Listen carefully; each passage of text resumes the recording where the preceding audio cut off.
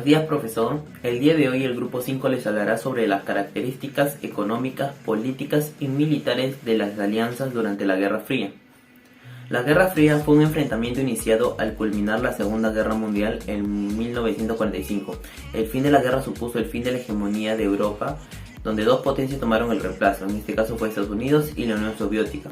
En 1947 el mundo quedó dividido en dos bloques, el capitalismo estadounidense contra el comunismo soviético. La parte del este pertenecía a la Unión de las Repúblicas Socialistas Soviéticas. Las nuevas democracias populares estaban regidas por el poder comunista de Stalin. En la zona occidental se instalaron las democracias liberales. El camino hacia esta guerra ideológica comenzó con el Plan Marshall, un plan económico en el que Estados Unidos prestaba recursos a Europa para que se recuperara de la Segunda Guerra Mundial y pudiera combatir al enemigo comunista. Para Estados Unidos, ser liberales significa defender los valores y racionalismo. Tenían una forma de pensar optimista sobre el carácter humano y sobre el progreso histórico para competir con los soviéticos. Los liberales de la Guerra Fría crearon un proyecto en el cual era invertir de forma masiva a la educación universitaria, con apoyo federal, para que los estadounidenses de clase media y trabajadora asistieran a la universidad con el fin de incrementar la mano de obra calificada, y apoyaron al servicio militar con el fin de formar a la población bien formada y educada, comprometida con la defensa de Dios y de la patria. Era el único medio para preservar la República estadounidense. Enfocándonos en Estados Unidos, este país quedó bien posicionado tanto económicamente como políticamente después de la Segunda Guerra Mundial y por lo tanto formaba parte del bloque capitalista que le haría frente al comunismo de la URSS. Es así que uno de sus principales movimientos fue el Plan Marshall. Esta fue una iniciativa que consistía en el apoyo económico a Europa Occidental para que éste pueda desarrollarse nuevamente después de la guerra. Asimismo, el objetivo principal de los norteamericanos era anexar estos países al bloque capitalista. Su desarrollo tan solo significaba una futura inversión para su sistema económico y la prevalencia del consumismo.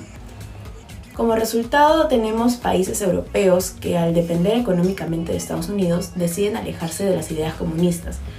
Por otro lado, ante la amenaza del avance comunista y en forma de prevención, se realiza la Organización del Tratado Atlántico del Norte, la cual es una organización que fianza la seguridad y la libertad de sus asociados. Dentro de las alianzas de Estados Unidos hallamos la formación de dicho tratado que se dio en 1949. Ilustra de la mejor manera la voluntad de este país al mantener un mecanismo militar en Europa con capacidad idónea en caso se requiera repeler una agresión por parte de los soviéticos. La relación política de Pakistán con Estados Unidos.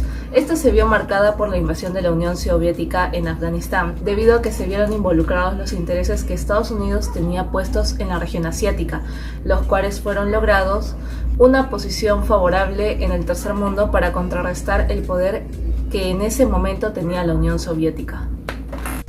Las relaciones militares de Estados Unidos con Pakistán no solo dependían del gobernador en esa época, sino que más bien se apoyan en el ejército como institución y en el mantenimiento de ese ejército como árbitro final del poder político de Pakistán. La alianza de Estados Unidos y Pakistán en los años 80 enormemente fortaleció a los militares pakistaníes y a su dirección de interservicios de inteligencia. La ayuda estadounidense fluyó a través de ellos, aumentando así su orgullo en el sentido de ser los únicos que podrían salvaguardar los intereses de la nación. La historia más inmediata del subcontinente denominado América Latina tiene un antecedente próximo anclado en un periodo que inició una vez concluida la Segunda Guerra Mundial y se prolonga hasta 1989, específicamente durante la Guerra Fría, que para el caso latinoamericano se remonta a 1947, con la enunciación de la doctrina Truman y con el otro evento señalado como el clave por parte de la firma del Tratado de Ayuda Mutua de los países latinoamericanos y los Estados Unidos. Dentro de las alianzas de la Unión Soviética se da la creación del Tratado de Amistad, Colaboración o Asistencia Mutua conocido como el Pacto de Varsovia. Este se firma el 14 de mayo de 1955. Estaba compuesto por 8 países comunistas de Europa, liderado por la URSS.